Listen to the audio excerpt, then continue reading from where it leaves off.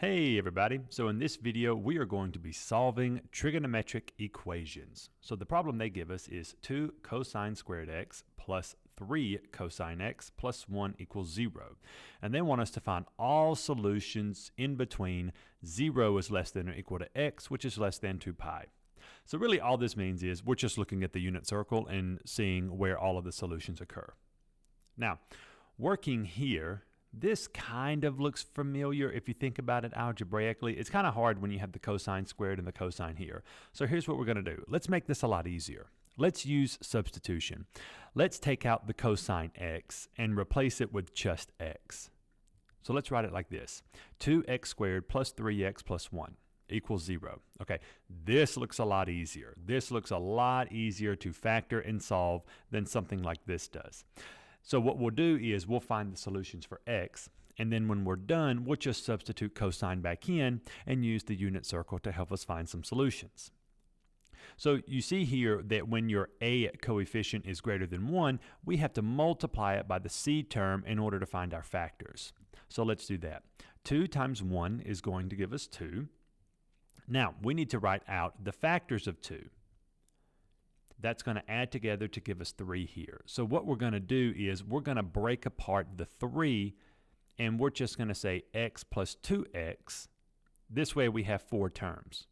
The reason for doing this is because with 4 terms, we can use factor by grouping.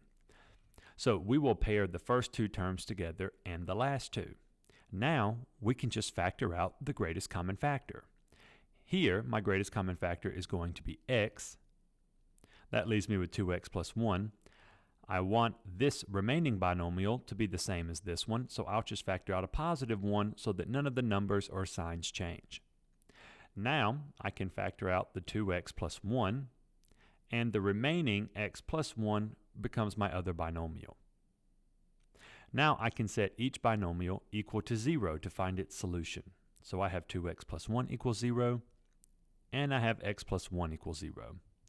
So x is going to be negative 1/2 and x is going to be negative 1. Now we found the solutions for x, but the problem says find the solutions for cosine of x.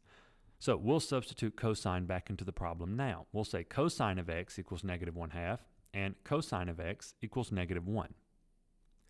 In order to find the value of x here when it's cosine of x, we have to reduce this cosine to 1. And the way you reduce a function to 1 is multiplying by its inverse. So here we'll write it as inverse cosine of negative 1/2, and then we'll say inverse cosine of negative 1. This is going to tell us our values here. So on my calculator, if I said inverse cosine of negative 1/2, I'm going to get 2/3. And if I said inverse cosine of negative 1, I'm going to get pi. Both of these values lie on the unit circle. Here's 2 pi thirds. And pi's right here. There isn't anywhere else on the unit circle where cosine has a value of negative 1. But what I wanted to make sure is here at 2 pi thirds, cosine has an x value of negative 1/2. Is there any other radian on the unit circle where cosine would also have a value of negative 1/2? Well, we can think of cosine kind of like x coordinates, and x coordinates are the same along a vertical line.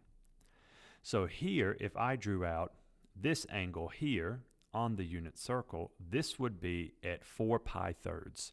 So both 2 pi thirds and 4 pi thirds have the same x value of negative 1/2. So that will also be a solution. So all of my solutions on the unit circle are going to be 2 pi thirds, 4 pi thirds, and pi. All right, that's going to be all for this example. I hope that you found it helpful. If you have any questions, please be sure to leave them in the comments, and we'll see you all in the next video.